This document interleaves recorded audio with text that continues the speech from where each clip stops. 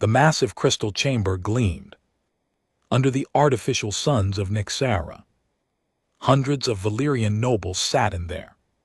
Floating chairs, their crystalline bodies catching and reflecting light in beautiful patterns. This was the High Council of the Valyrian Kingdom, the most powerful force in their part of the galaxy. Fleet Admiral Dejo stood at the center of the chamber. His blue crystal form was tall and imposing with sharp edges that showed his military rank. Behind him, a large holographic display showed images of a small blue planet orbiting a yellow star. Honored Council members, Dejo began, his voice echoing through the chamber, I present to you the planet called Earth. Our scouts have studied this world for many cycles. It contains vast amounts of water, rare metals, and energy sources that our kingdom needs. The hologram changed to show the planet's inhabitants, strange, soft-bodied creatures with pink and brown skin, walked on two legs. They had hair on their heads and wore simple coverings over their bodies. These are the humans. Dejo continued. They are primitive creatures. They fight among themselves constantly. Their technology is thousands of years behind ours. They have no unified government and no real space fleet. Council member Hij Jin leaned forward in her chair. Her red crystal body pulsed with excitement.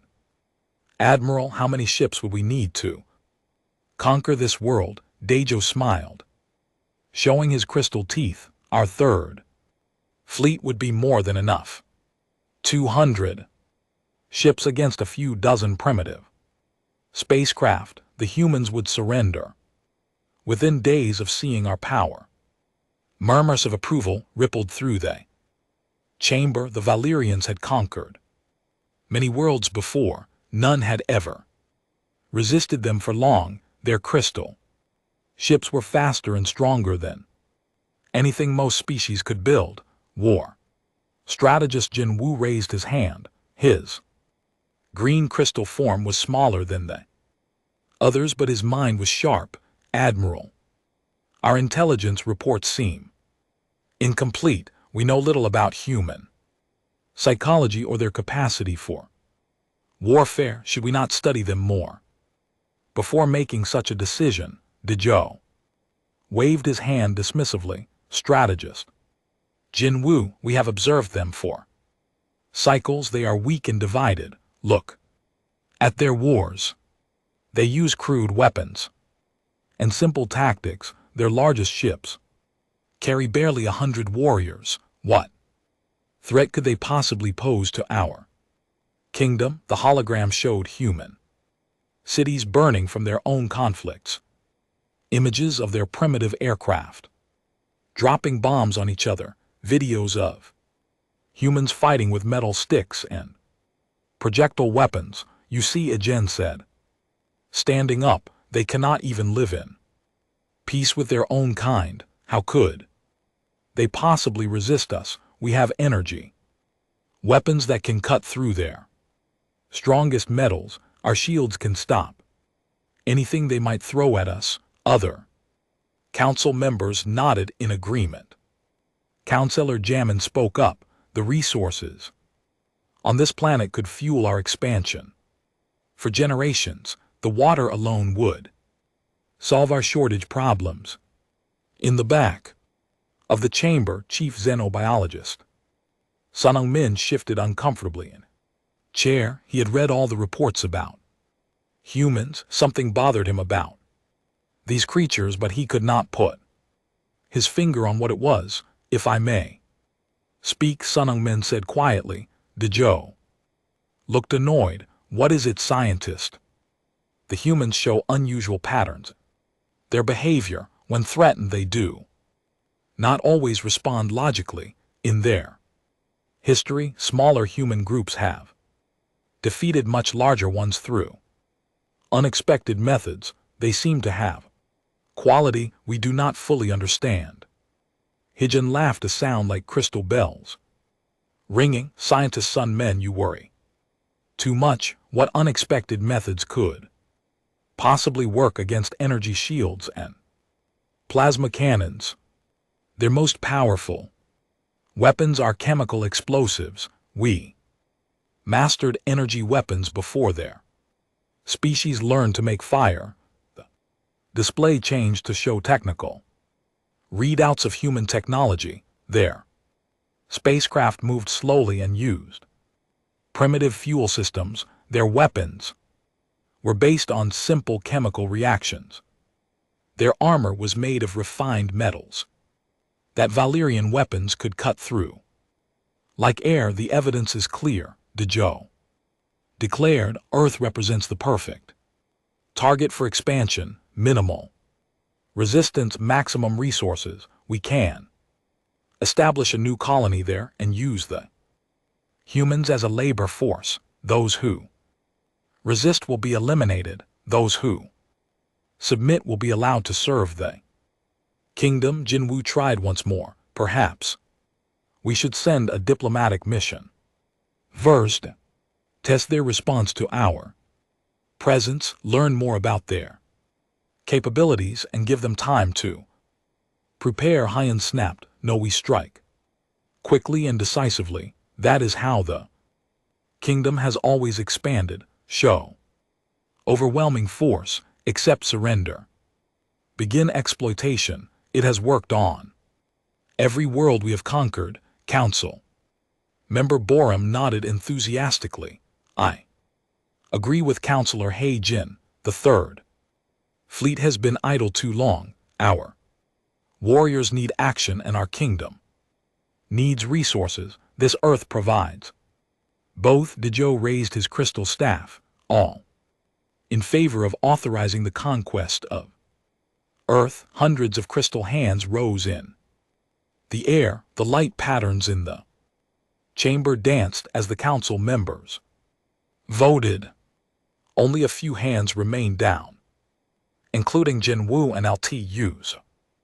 Announced, I will personally lead the Third Fleet to Earth. We will show these humans the power of the Valyrian kingdom. Within one cycle, their world will belong to us. The council erupted in celebration. Crystal voices rang out in triumph. Plans were already being made for dividing Earth resources among the noble houses. As the session ended, Sanang Min approached his assistant Nara in the corridor outside the chamber. Nara was young for a Valyrian, her crystal form still smooth and unmarked by age. Teacher, Nar said, you look troubled. The conquest will bring great glory to our kingdom. Sunman shook his head slowly. Nar, I have studied many species in my lifetime.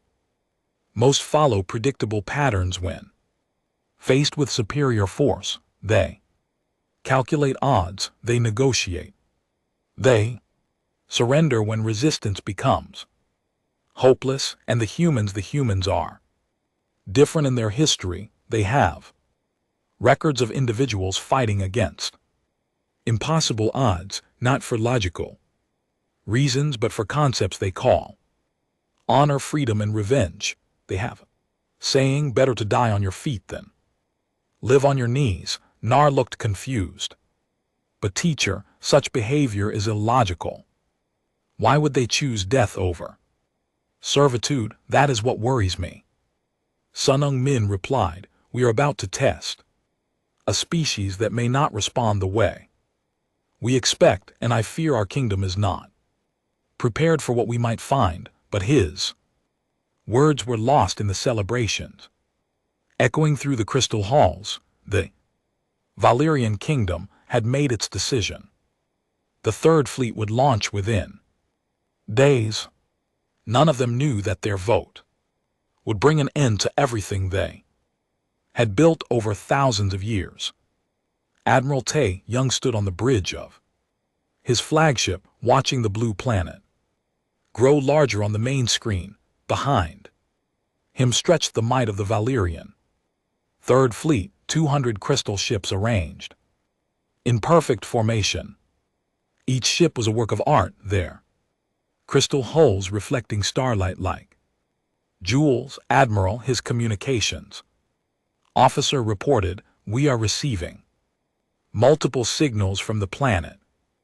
Primitive radio waves and basic electromagnetic transmissions. Any response to our arrival? Tae Young asked. Nothing directed at us, sir. They appear unaware of our presence. Tae Young smiled, just as Fleet Admiral DeJoe had predicted.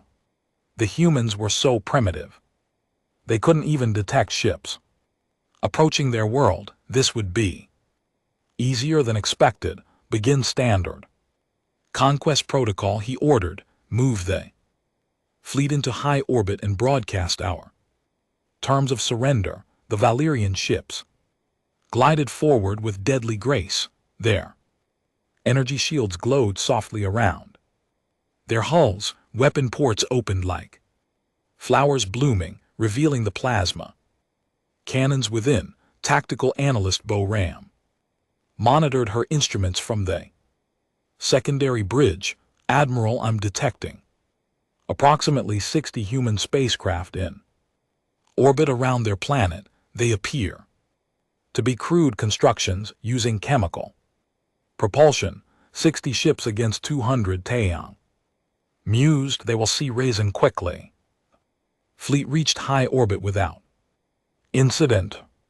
Below them, the blue and white planet spun slowly. Cities dotted the land masses, connected by primitive transportation networks. It was beautiful in its simplicity. Open a channel to the planet. Tae Young commanded. Channel open. Serve the people of Earth. Tae Young began, his voice carrying the authority of the Valyrian kingdom.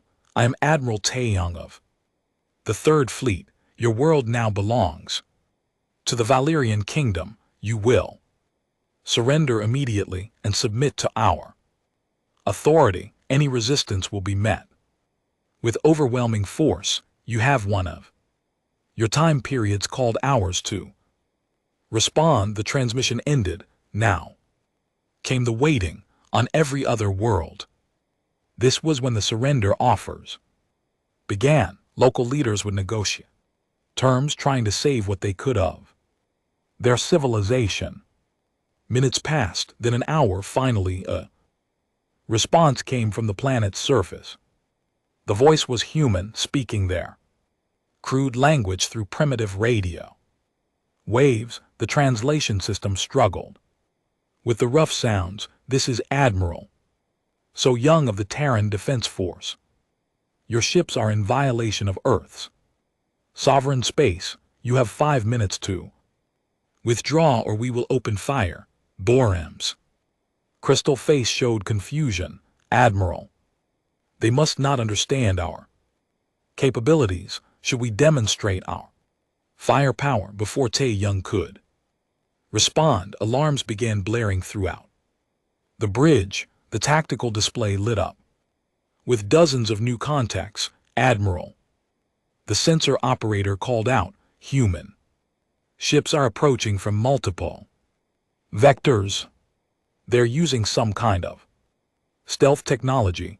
I count 97 vessels closing on our position. Tae Young stared at the display. The human ships had appeared as if from nowhere. They were crude-looking constructions of metal and ceramic, but they moved with surprising speed. How did they hide from our sensors? He demanded.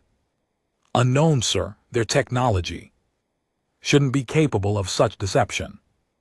On the main screen, a human ship came into visual range. It was ugly compared to Valyrian crystal ships, a blocky, angular thing covered in armor plating and weapon mounts, but something about it seemed threatening. The lead human ship opened communication. A new voice spoke rougher than the first. This is Captain Minu of the Defiance. You've got 30 seconds to start moving away from our planet. Tae Young felt his first Stirring of annoyance, these primitives dared to threaten him. Captain Minu, he replied, you face the might of 200 Valyrian warships. Each of my vessels could destroy your entire fleet alone. Withdraw now and your deaths will be quick. Wrong answer, came the reply. The human ship called Defiance suddenly accelerated directly toward the Valyrian flagship. Plasma bolts lanced out from the Valyrian weapons, striking the human ship's shields. The energy barriers flared and held. Impossible, Boram whispered. Their shields shouldn't be able to stop our weapons. More human ships joined the attack. Instead of maintaining formation like civilized warriors, they scattered in all directions. Some dove toward the planet's atmosphere. Others spiraled around Valyrian ships in unpredictable patterns. All ships Taeyong commanded opened fire. Destroy these primitives. The space around Earth lit up with energy weapons. Plasma bolts and particle beams crossed the void. First human ship exploded in a brilliant fireball. Its crude armor no match for Valyrian firepower, but instead of retreating, the humans pressed their attack. The ship called Defiance rammed directly into a Valyrian cruiser. Both ships exploded in a massive blast that damaged two nearby vessels. Admiral Boram reported, her voice shaking. Captain Minu just destroyed himself to damage our ships. This behavior makes no strategic sense. More human ships followed the same tactic. They would, close to point-blank range, absorb terrible damage, then ram themselves into Valyrian vessels. The explosions were devastating at such close proximity. Why are they doing this? Taeyong demanded. They could surrender and live. Instead they choose suicide. Human attacks continued for 3 hours. When it finally ended, 17 Valyrian ships had been destroyed or crippled. The humans had lost 38 vessels, but their sacrifice had shaken the entire fleet. Communications officer Hin Wu intercepted human transmissions during the battle. What he heard chilled him to his crystal core. Admiral, he reported, the humans are not treating this as a normal military engagement. Their communication suggests they view this as a war of survival. They're calling for total mobilization of their species. What does that mean? Taeyong asked. They're converting their entire civilization to war production. Every factory, every shipyard, every resource is being directed toward building weapons and ships. They're even training their children for combat. Boram looked up from her station. Sir, I'm detecting massive electromagnetic activity across the planet's surface. Industrial output has increased by 300% in the last 3 hours. Taeyong stared at the tactical display. This was not how conquests were supposed to proceed. Other species negotiated calculated losses and surrendered when defeat became inevitable. They didn't transform their entire civilization into a war machine. A new transmission came from the planet.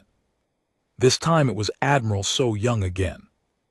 Valyrian fleet, this is your only warning. Leave our space immediately. If you remain, we will consider it an act of genocide against humanity. We will respond accordingly. Genocide, Taeyong muttered. We're offering them the chance to serve the kingdom. How is that genocide? Hun Wu accessed more human transmissions. Admiral, they appear to believe that serving the kingdom is equivalent to death. They're saying they prefer extinction to slavery. That's madness, Bram whispered.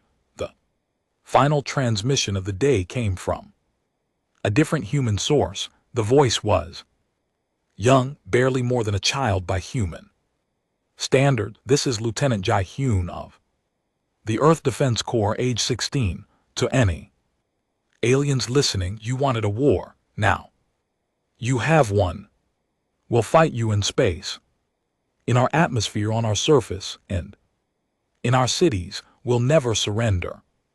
And if you kill us all, we'll make sure the cost destroys you too. The transmission ended. Silence fell over the Valerian bridge. Admiral Boram said quietly, our intelligence was wrong. These humans, they're not like other species we've conquered. Teddy Young nodded slowly. For the first time since the invasion began, doubt crept into his mind. What had the kingdom awakened? In the depths of space, more human ships were already moving toward their position. The war for Earth had only just begun. Communications Officer Hyun Woo had never seen anything like it. For the past 6 hours, he had monitored human transmissions from across their solar system. What he discovered made his crystal form tremble with an emotion he had never felt before. Fear. Admiral Tae Young, he called across the bridge. You need to hear this. The Admiral approached Yan Wu and LT Unk and GTS station. Around them, the bridge crew worked frantically to repair damage from the earlier battle. 17 ships lost in a single engagement with primitives. It was unthinkable. What have you found? Taeyong asked. Hyun Woo activated the translation matrix. Human voices filled the bridge, thousands of them speaking in dozens of different languages that the computers struggled to interpret.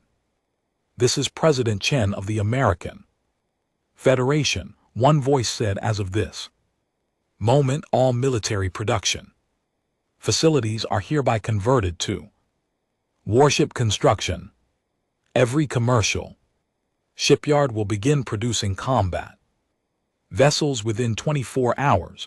Another voice joined in. Prime Minister Patel of the European Union confirms total mobilization. All civilian spacecraft are being retrofitted with weapon systems. We're calling up every reserve pilot in our forces. Russian Federation confirms. Came a third voice. Our Mars colonies are online. Asteroid mining operations have been converted to ammunition production. We're building 1,000 ships for everyone they brought. Taeyang listened in growing disbelief. They're converting their entire civilization to military production in hours. It gets worse, Sir. Yan Wu said. He switched to another channel. Listen to this. A new voice came through the speakers.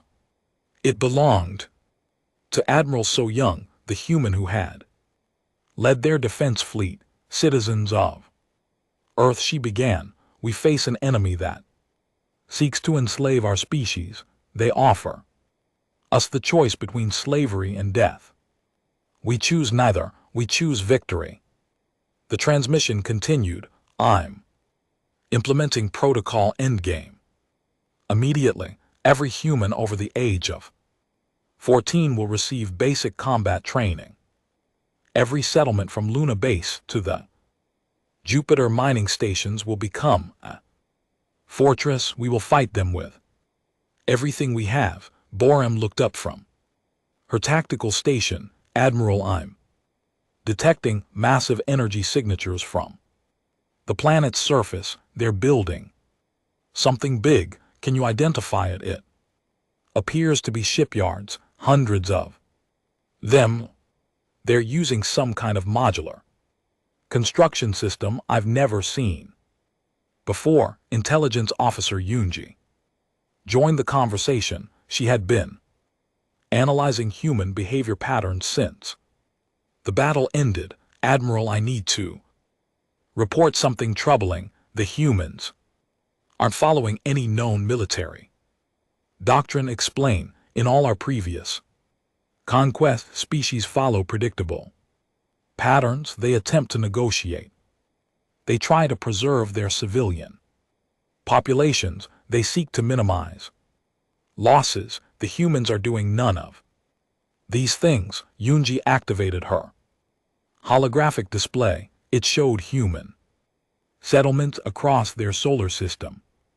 Look at this. Civilian mining stations are mounting weapons. Cargo haulers are being converted into warships. They're even arming their transport shuttles. Children's schools have been converted to military training centers. She continued. They're teaching 12-year-olds how to operate spacecraft weapons. This level of total mobilization suggests they view this conflict as a war of complete extinction. Tae Young studied the data. In 6 hours, human industrial output had increased by 500%. Ships that should take months to build were being completed in days using prefabricated components. How is this possible? He wondered aloud. Hyen Wu had been monitoring more transmissions. Sir, I think I understand. The humans have been preparing for this scenario for generations. They call it protocol. Endgame, a plan for total species survival. They planned for our invasion. Not specifically ours, sir. They planned for any alien invasion. Their entire civilization has contingency protocols for converting to total war production. Within hours, the bridge fell silent. No species in Valyrian history had ever prepared for conquest so thoroughly. Sir Borim called out, I'm detecting approaching contacts, multiple human fleets converging on our position. The tactical display lit up with red markers. Human ships were coming from every direction, from their moon, from Mars, from asteroid mining stations. Throughout the system, how many? Taeyang asked. Current count is 800 ships, sir. And more are launching every hour. 800 ships in less than a day. The humans had assembled a fleet 4 times larger than the Valyrian invasion force. Diplomat J. Hyen stepped forward. Admiral, perhaps we should attempt negotiations. Surely they can be made too.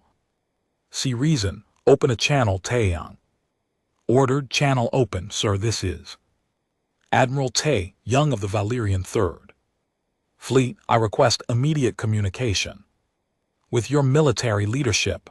The response came quickly. Admiral So Young's voice filled the bridge. This is Admiral So Young. State your business. Admiral, I believe there has been a misunderstanding. The Valyrian kingdom offers your species the opportunity to join our civilization. You would have protection, advanced technology, and peace. At what cost? So Young replied. Simple submission to kingdom authority. Your resources would be managed by our administrators. Your people would work in service to the greater good. Silence stretched for long moments. Then So Young spoke again, her voice cold as space. Admiral Tae Young, let me make something clear. We've studied your kingdom through your own transmissions. We know what happened to the other species you protected. They became slaves. Their cultures were erased. Their children were taken to serve your empire. They found peace in service. Tae Young protested. They found death of everything that made them who they were.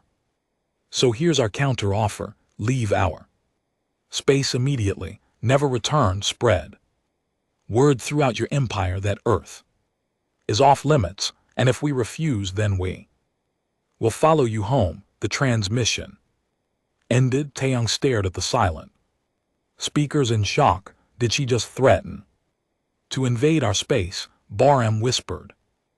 Unjai nodded grimly. Sir, I've been analyzing human historical records. This Species has a concept they call total war. When they believe their survival is threatened, they don't just fight to win, they fight to ensure their enemy can never threaten them again. What does that mean? It means they won't stop with defending their world. They'll pursue us back to our space. They'll systematically destroy every Valerian military asset they can find. They'll continue fighting until either they're extinct or we are. Hyan Wu intercepted another transmission, this one from deep space. Admiral, human scouts are already leaving their solar system. They're attempting to track our fleet origin point. The tactical display updated. Again, the human fleet had grown to over 1,000 ships. More were launching every hour from facilities that hadn't existed a day ago. Sir Barham reported, I'm detecting weapons signatures I don't recognize. The humans appear to be testing new technologies in real time. On the main screen, human ships fired projectiles at asteroids. The weapon seemed primitive, chunks of metal accelerated to high velocity, but the impacts were devastating, shattering kilometer-wide rocks into dust. Kinetic weapons, Yunji observed, crude but effective, and their ships are designed differently than anything in our database. They prioritize firepower and armor over aesthetics. Taeyang made a decision that would haunt him for the rest of his life. Prepare the fleet for withdrawal, sir. Boram looked shocked. We're retreating. We're conducting a tactical withdrawal to reassess the situation, Taeyang corrected. But even as he said it, he knew the truth. The Valerian Third Fleet was running from a species they had thought would surrender without a fight. As the crystal ships began moving away from Earth, a final transmission reached them. It wasn't from Admiral So Young or any military leader. It came from a human child. My name is Min Jun, the young voice said. I'm 8 years old. My parents are building ships to fight you. When I grow up, I'm going to be a starship captain. If you ever come back to hurt my family, I'll find you. We all will. The transmission ended. In the silence that followed, every Valerian on the bridge understood that they had awakened something terrible behind them. Earth continued building ships. The humans weren't just preparing to defend their world anymore. They were preparing to hunt. 6 months had passed since the first battle at Earth, and Admiral Taeyang barely recognized his own fleet. What had begun as 200 proud crystal ships was now a collection of 78 damaged vessels limping through space. The humans had not been content to simply drive them away. They had followed. Admiral Communications Officer Yan Wu reported, we're receiving distress signals from Outpost KEF-7. They report human ships in the system. Taeyang closed his crystal eyes. KEF-7 was a mining station 3 systems away from Earth, proved that human scouts had penetrated deep into Valerian space. How many human ships, he asked. 57 confirmed contacts. They're demanding the station's surrender. Captain Minyu had become a name whispered in fear throughout the remaining fleet. Human who had sacrificed his first ship in a ramming attack had somehow survived, and now commanded a growing force of human vessels. Sir, Tactical Analyst Bo Ram called out. I have visual contact with the human fleet. The main screen showed something that still shocked Taeyang every time he saw it. Human ships built from salvaged Valerian technology mixed with their own crude designs. They were ugly, angular things, but they worked with terrifying efficiency. Look at them. Boram whispered, "They're using our own weapons against us." It was true. The humans had somehow reverse-engineered Valyrian plasma cannons and energy shields, but instead of simply copying the designs, they had improved them.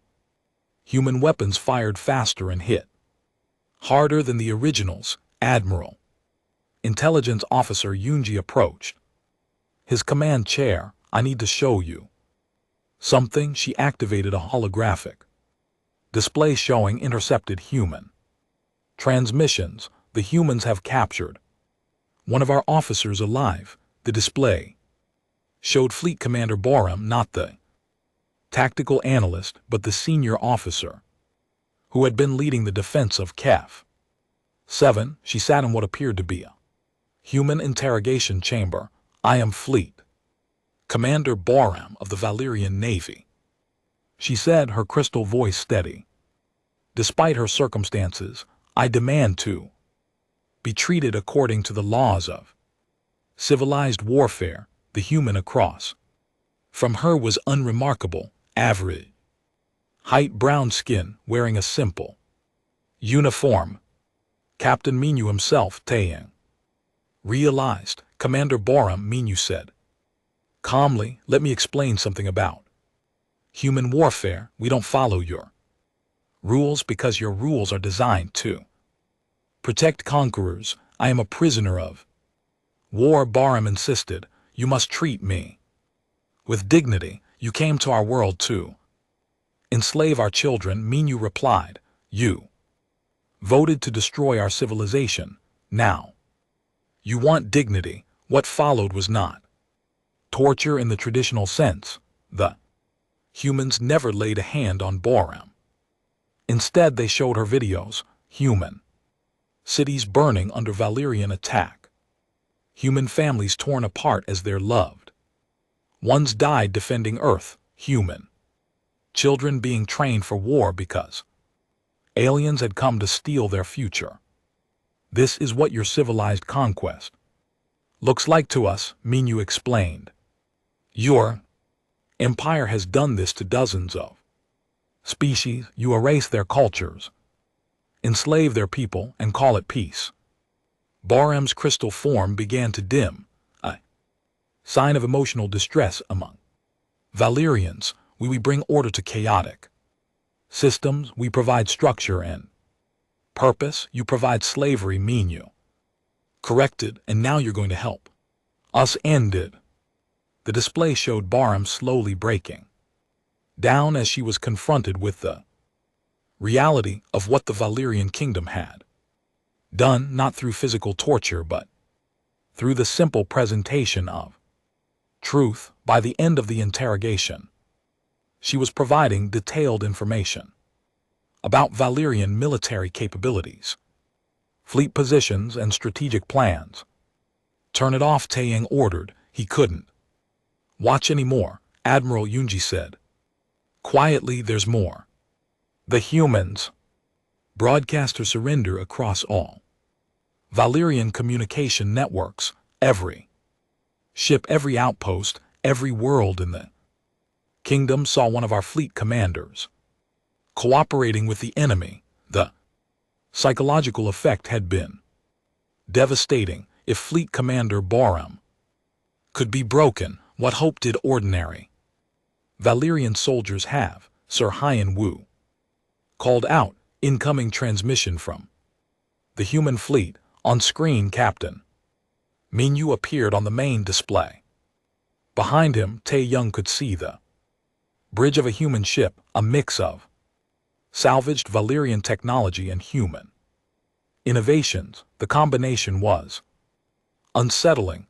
"Admir Taeyang," Minyu began, "I have a message for you and your fleet." "Speak," Taeyang replied curtly. "Your empire is finished, not just your invasion of Earth, your entire kingdom.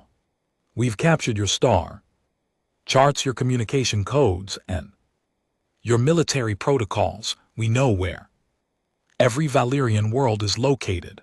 The bridge fell silent. That information had Been classified at the highest levels. Hao Taeyong asked, "Your fleet commander." Bram was very helpful. Did you know she memorized the location of every major Valyrian installation? Quite impressive.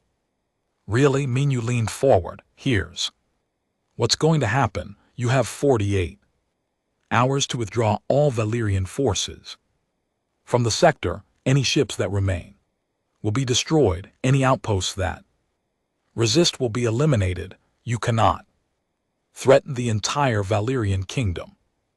Taeyong protested. Admiral, look around you. 6 months ago you brought 200 ships to conquer one primitive world. Now you have 78 ships left, and we have over 3,000. The number hit Taeyong like a physical blow. 3,000 ships. The humans had built a fleet larger than most Valyrian sector forces. Our industrial capacity has grown by 2,000%. Since your invasion began, Minyu continued, every day we launch more ships than you've lost in the past month, and every day more human fleets are spreading through your territory. Engineer Kaongu, who had been captured during the siege of Kef 7, appeared on screen beside Minyu. The Valyrian engineer looked defeated. Admiral Kaongu said, "You need to understand what these humans have accomplished. They've taken our technology and made it better. Their ships are faster, stronger, and more efficient than ours. That's impossible." Boram whispered. "They don't think like us." Kaonsu continued. "We design for beauty and tradition. They design for function and effectiveness. Their ships are ugly, but they work." Minyu nodded. "We've also learned about your other conquered species, the Emthurians, the Zeklins, the Vortal Federation, dozens of civilizations crushed under your empire. They chose to serve rather than fight," Taeyong said weakly. "They didn't have a choice. You gave them the same option you gave us, slavery or death. We chose a third option, making sure you never threaten anyone again." The transmission showed human fleets moving through space toward Valyrian territory, dozens of them, each larger than the original invasion force. "Your 48 hours starts now," Minyu said. "Any Valyrian military vessel found in this sector after that time will be destroyed. Any attempt to call for reinforcements will result in us accelerating our advance into your core systems." The transmission ended. Taeyong stared at the dark screen, feeling the weight of catastrophe settling on his shoulders. Admiral Boram said quietly, "What are your orders?" For the first time in his military career, Taeyong had no answer. The Valyrian kingdom had awakened something that defied every assumption they had made about warfare, conquest, and civilization itself. The humans weren't just defending their world anymore. They were systematically dismantling an empire that had stood for thousands of years, and they were winning. "Prepare for withdrawal," he finally said. "Send word to High Command. Tell them." He paused, searching for words to describe the impossible situation. "Tell them the humans are coming." Supreme War strategist Jin Wu stood in the ruins of what had once been the proudest military command center in the galaxy, the crystal walls of Inzara's defense coordination center were cracked and dark. Half the holographic displays had failed, and the few that still worked showed nothing but red warning indicators. "Report," he ordered, though he already knew what he would hear. "Sector 7 has fallen," reported Commander Eugene, her crystal form dim with exhaustion. "The humans destroyed our last 3 outposts yesterday. Sector 12 Went dark 4 hours ago, in Admiral Tay. Young's fleet, 37 ships remaining, sir. They're falling back to the core systems, but the humans are faster. They're not giving our forces time to regroup. Jin Woo studied the tactical display that showed the collapse of the Valyrian kingdom. Red markers indicated human fleets advancing through space. That had been theirs for 1,000 years. Blue markers showed Valyrian forces in retreat or destroyed. It had been 8 months since the invasion of Earth began. The war that was supposed to last days had become a catastrophe that was destroying everything the kingdom had built. How many human ships are we facing now? Jin Woo asked. Communications officer Mio looked up from her station. Latest intelligence suggests over 8,000 vessels, sir.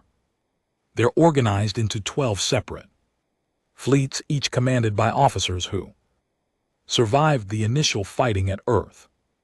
8,000 ships. The entire Valyrian navy, at its peak, had numbered fewer than 6,000 vessels, sir. Intelligence analyst Yoonji approached with a data pad. I've completed the analysis you requested on human tactical doctrine. What did you find? They're not following any known military strategy, sir. Traditional warfare involves taking territory, establishing control, and moving to the next objective. The humans are doing something different. Yoonji activated a holographic map showing human fleet movements. They're not trying to conquer our worlds. They're systematically destroying our ability to make war. Display showed human attacks focused on shipyards, weapons factories, and militaries. Civilian targets were left untouched, but anything that could produce or support military forces was being eliminated. They're dismantling our empire piece by piece, Yoonji continued, and they're doing it faster than we can respond. What about fleet? Admiral Dejoe's forces in the Outer Rim? Jin Woo asked. A heavy silence fell over the command center. Commander Eugene finally spoke. Admiral Dejoe died in the Battle of Kef Prime 3 days ago, sir. His flagship was destroyed in a human ramming attack. The surviving ship scattered. Jin Woo felt something he had never experienced before. Despair. Dejoe had been their finest military mind, the architect of a dozen successful conquests. If he could be defeated, what hope did any of them have? Sir Mio called out. Incoming transmission from the human fleet approaching Enzara. On screen, the face that appeared on the display was becoming familiar to every Valyrian in the kingdom. Admiral So Young had been promoted to Supreme Commander of Human Forces. Her expression was hard as asteroid rock. Strategist Jin Woo, she began. I'm transmitting the terms for Nexus surrender. The capital world of the Valyrian kingdom does not surrender. Jin Woo replied automatically. Then it will be destroyed. So Young said simply, we have 4,300 ships in orbit around your world. Your planetary defenses consist of 12 orbital platforms and a garrison fleet of 90 vessels. Jin Woo checked his own displays. The numbers were accurate. You cannot win this battle. So Young continued, your orbital platforms will be eliminated in the first wave of attack. Your ships will be destroyed in the second. The third wave will target your military installations on the planet's surface, and the civilian population will be unharmed provided there is no resistance. We are not conquerors. Strategist Jin Woo, we are exterminators of military threats. The distinction chilled Jin Woo to his crystal core. The humans weren't interested in ruling the Valerian kingdom. They wanted to ensure it could never threaten anyone again. What are your terms? He asked. Complete dismantling of all military forces, destruction of all weapons factories and shipyards, relocation of your population. Under human supervision, the Valerian kingdom will cease to exist as a political entity. On his tactical display, Jinwu could see the human fleet in orbit. Unlike Valerian ships, with their artistic crystal halls, the human vessels were purely functional. They bristled with weapons and armor plating. They looked like what they were, instruments of war.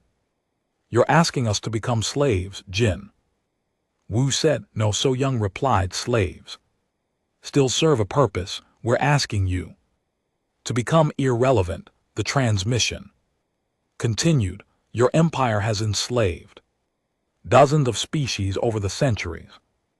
The mothers, the Xians, the Vortal Federation, all reduced to servitude. Under Valerian rule, that ends now. They chose service over death. Jin Wu protested weakly. They had no choice. You gave them slavery or extinction. We're offering you something different. Supervised existence. You will live, but you will never again have the power to threaten other species.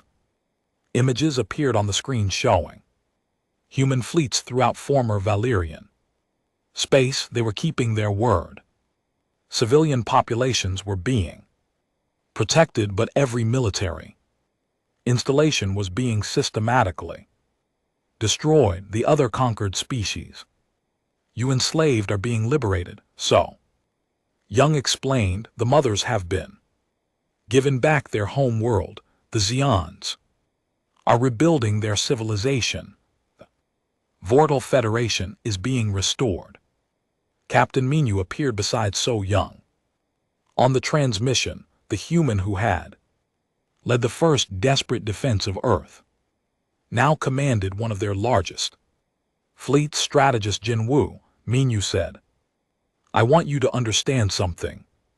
When your ships appeared over Earth, you offered us a choice between slavery and death. You thought those were the only options. They were the traditional terms. Jin Wu replied, traditional for you maybe, but humans don't accept impossible choices when faced with slavery or death.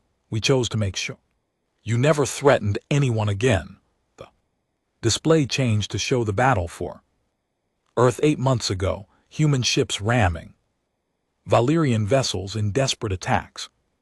That should have been suicidal. Every human who died in that first battle knew they were buying time. Minyu continued.